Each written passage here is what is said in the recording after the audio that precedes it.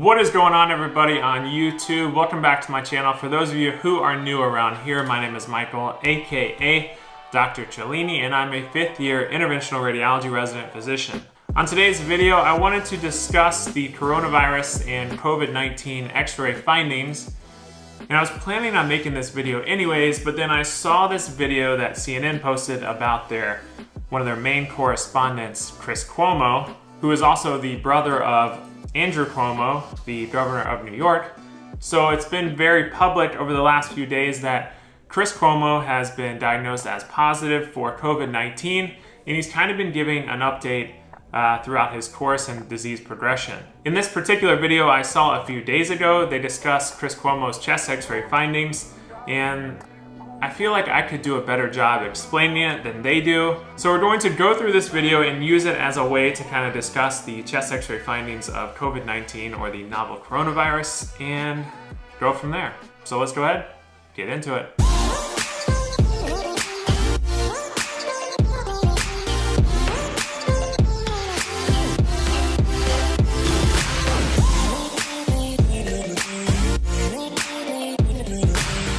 So like I said before, Chris Cuomo is a CNN news correspondent, which I see him all the time on this channel.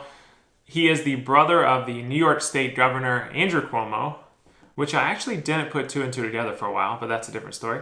Last week, he tested positive for COVID-19, and they've been interviewing him almost daily about the course of his disease, and he does a pretty good job of opening up about it. So I'm gonna start the video. I'll stop it intermittently when I feel like I need to interrupt. I feel better than I deserve. And I now know that I can't just take it from this thing. That when the fever spikes, you just want to curl up in a ball and stay there for the next 6-7 hours. And you can't. You've got to bundle up your clothes. You've got to start drowning yourself in fluids. You got to take your Tylenol, and you got to get after it. If you don't want it to get into your lungs, you got to force yourself to breathe. You got to get up off your ass. You got to walk around. It hurts. You don't want to do it. Everything in your body is telling you not to do it. And it's lying to you.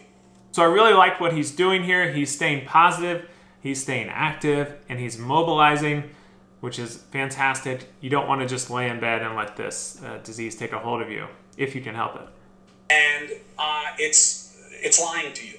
And I know that now. And the more I do, the more I push myself to do, the better I'm getting. So I'm going to take faith in that for now. I know I'm not through it, but that's good.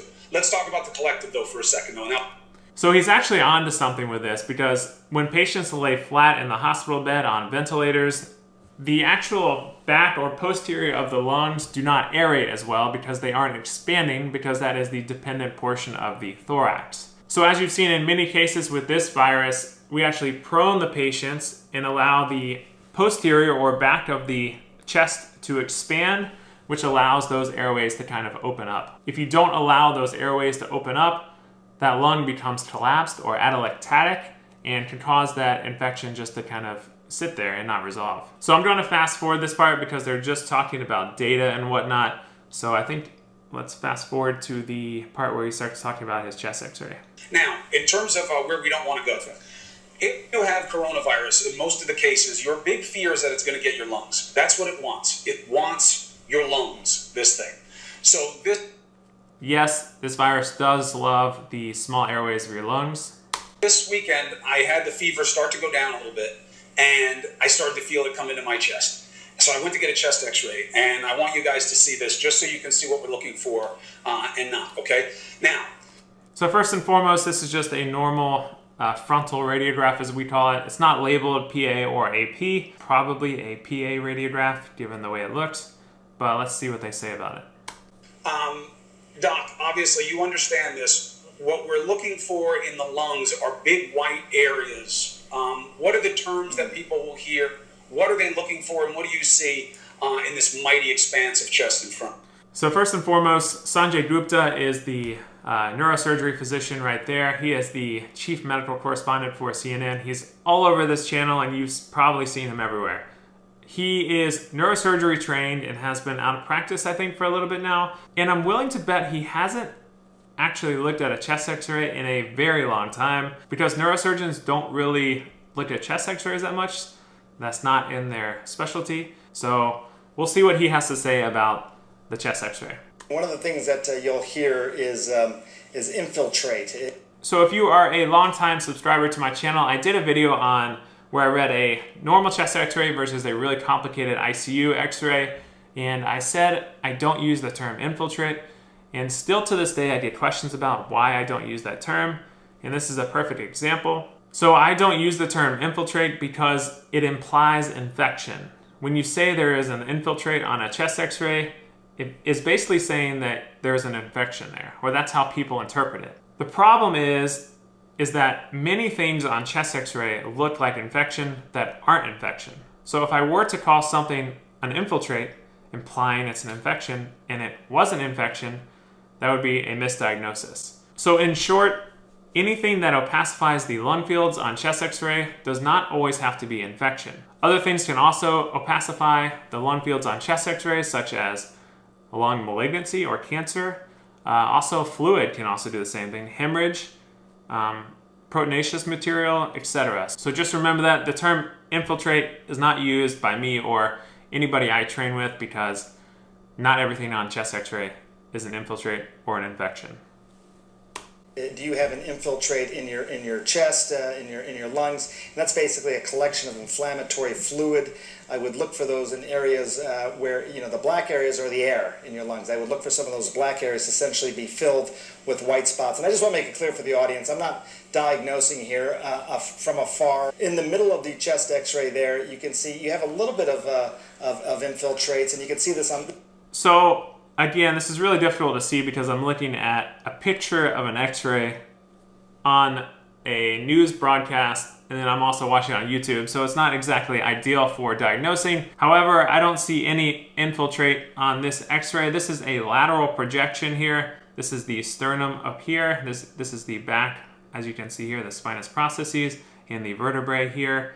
This is the side view of the heart, or the lateral view. So again, this x-ray is taken from the lateral projection, which means the beam is going this way, and that's why you can see all the ribs like this right here.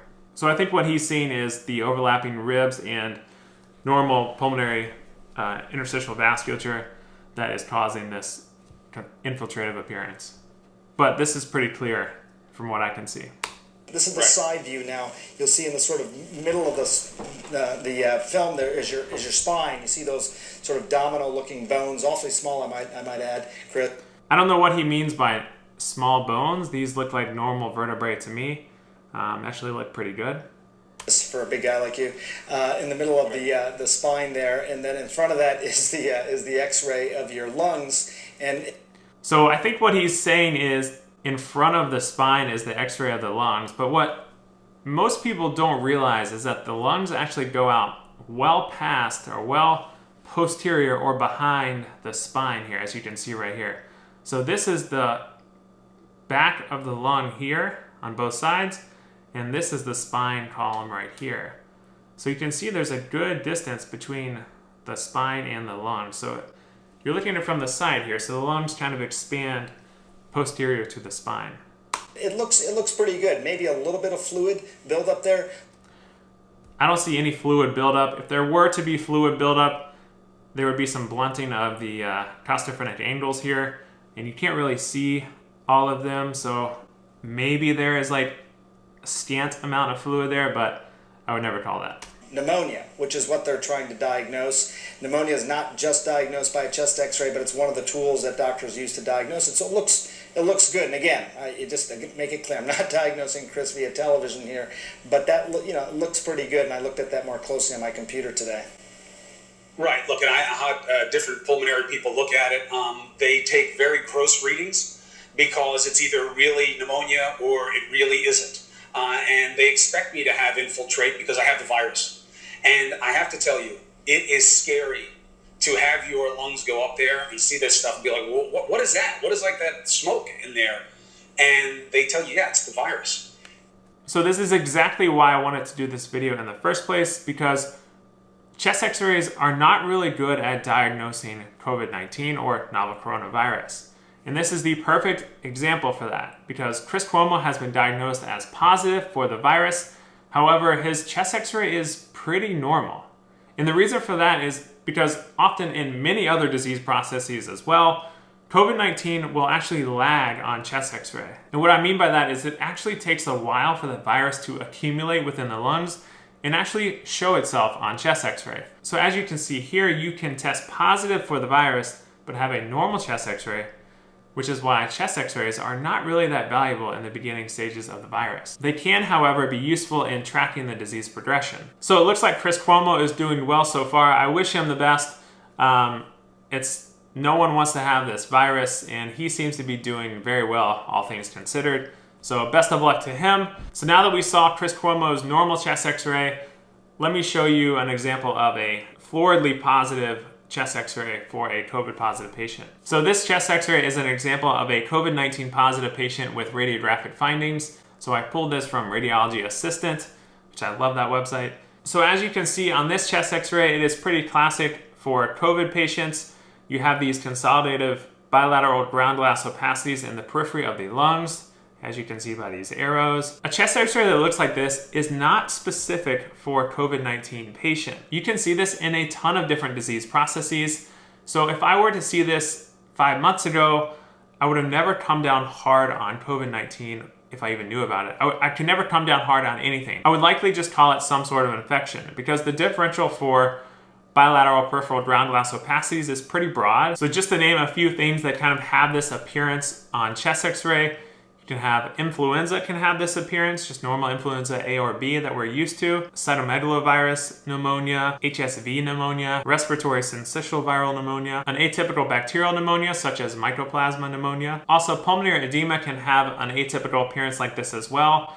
And also you can have many interstitial lung disease processes like chronic eosinophilic pneumonia or cryptogenic organizing pneumonia. So basically what I'm trying to get at with this whole video is that you cannot use chest x-ray for diagnosing COVID-19. Really, the only specific way for diagnosing COVID-19 is to get the nasal swab. So that officially concludes this video. I hope you all learned something. If you have any other questions, leave them in the comments below and I will try to answer them.